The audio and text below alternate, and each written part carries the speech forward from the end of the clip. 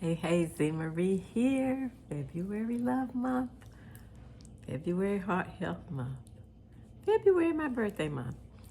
And I'm deciding to try and record this video.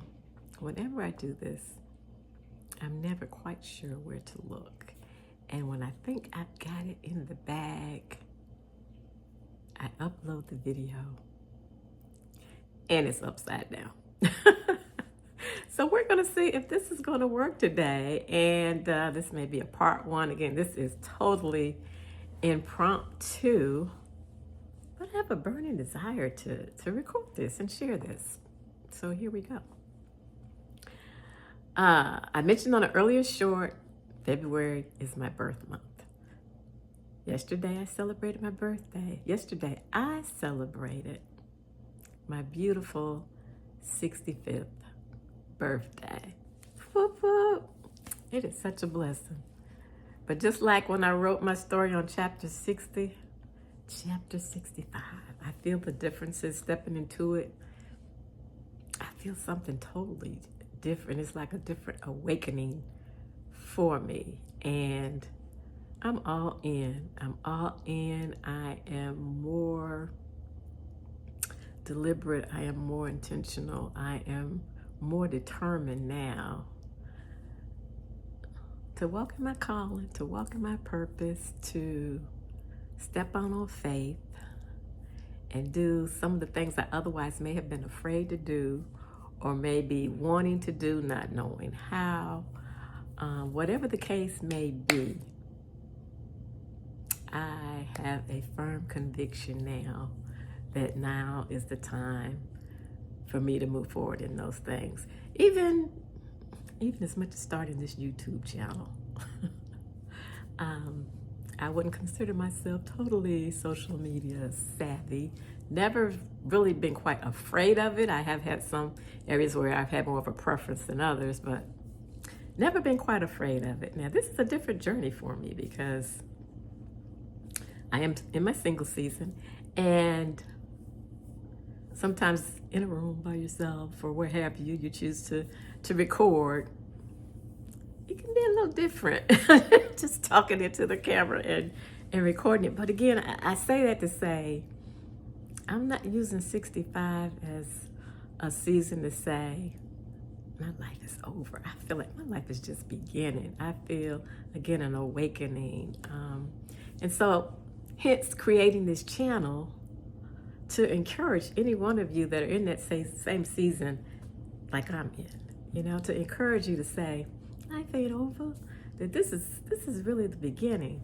And also to encourage you in this current time where the world around us is throwing a lot our way.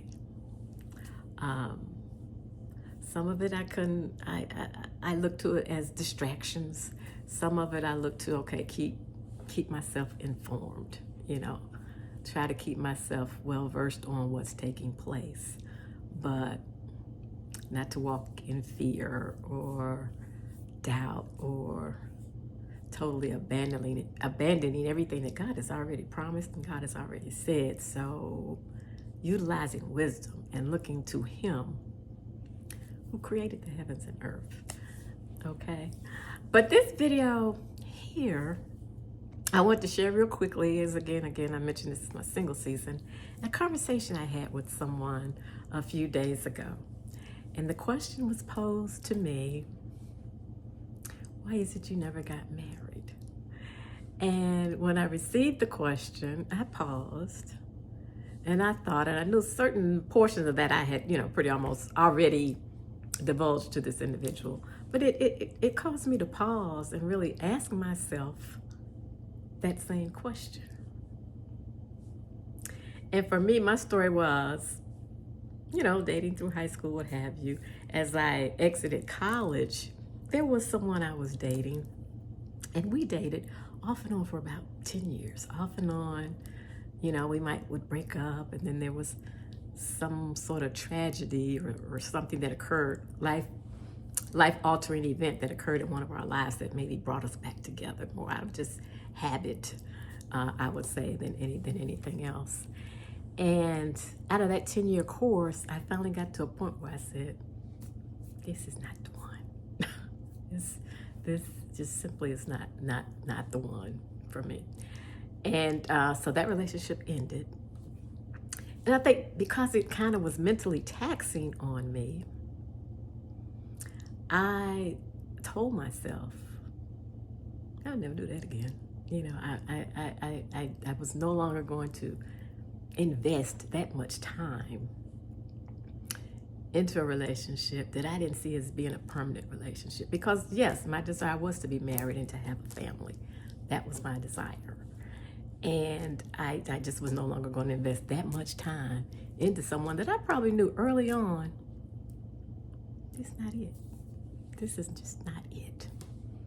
So I had that gap. And then after that, I went into a season of, I'm not dealing with this like this anymore. And that season yielded maybe relationships. And if I saw that first inkling, I'm like,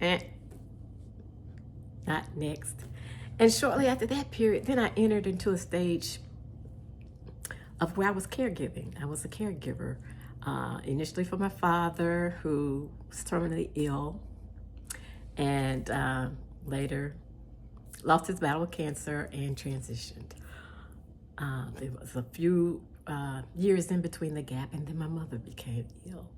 And so I was a caregiver for my mother. So that I entered a season in my life, and this was probably, I want to say, when I was in my 30s.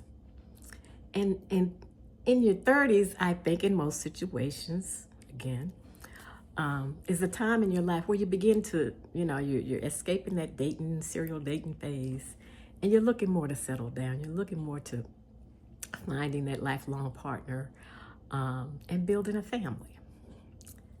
That wasn't my story. I was a caregiver. I served as a caregiver, and that was my primary focus. That is what I wanted to do. First of all, I felt like I was called to do. I've written or started a book that I need to finish, where I talked quite a bit about that journey. But that wasn't the case. And so being in a relationship with someone during a season like that in your life can be demanding. It has to be a special person that can respect the journey that you're on and that can support you through that journey. And so again, that was in my 30s. So after that season, and unfortunately, I lost my mother as well.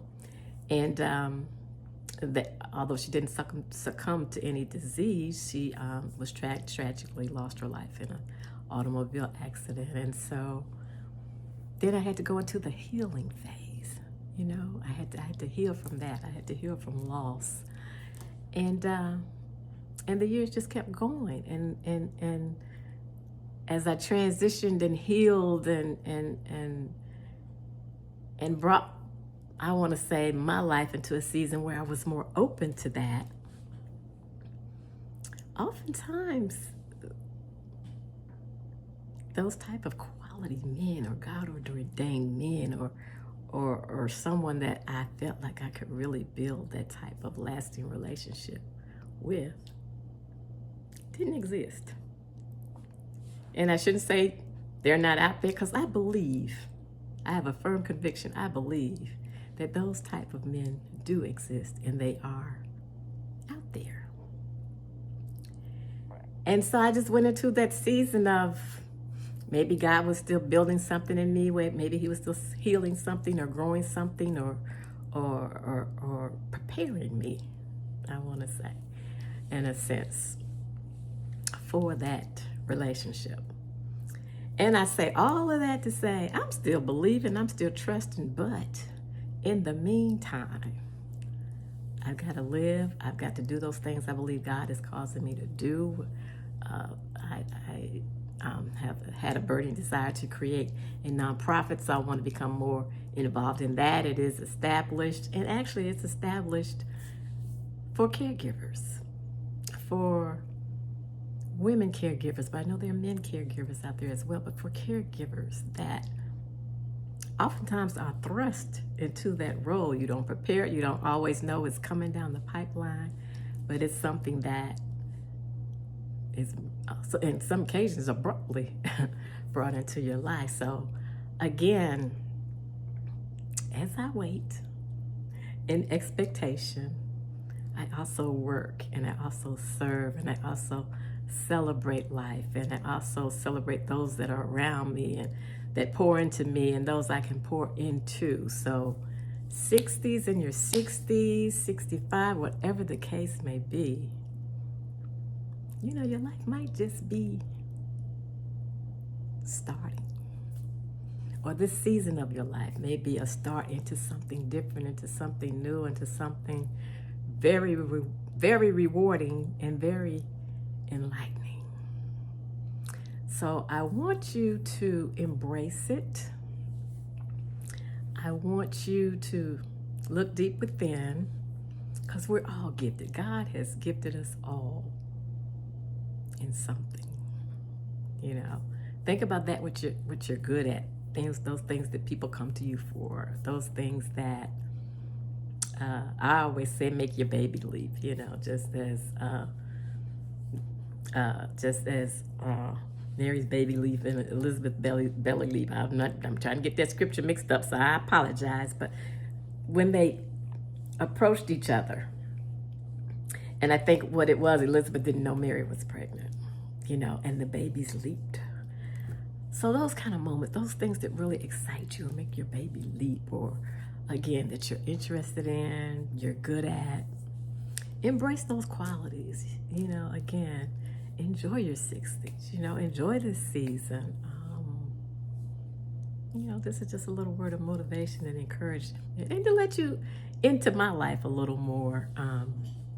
And so I just thought that was interesting when I was recently asked that question, why you never got married. Because people may tend to, I want to say, they may have a preconceived notion or preconceived judgment that something's wrong. Like, all these years and you never got married, or all these years and you never had children. What's wrong? And so I was grateful and thankful that I received the question. I was grateful and thankful that I could look within and have a response and really see, you know, as those years transitioned, how it all happened. Was that part of God's plan for my life? I can't say. I want to say certain parts yes, and then there were probably other parts where I, in my infinite wisdom, was making decisions on my own, thought I was going to do it my way, you know, took certain paths. And God will let you do that. He will absolutely. He's given us free will, so he said, that's the way you want to go. Okay. And hopefully you'll say, and I'm waiting for you. Not hopefully. He says, I'll wait. I'm going to wait for you when you return. And he's going to be standing there, welcoming with open arms, and say, I love you still. And trust me. Trust me. So I hope this message has been a blessing to you. Again, I created this channel just to pour into others, share my life, encourage where I can, and to say, you know, it doesn't end at 60. In fact, it just begins. So be blessed and be well.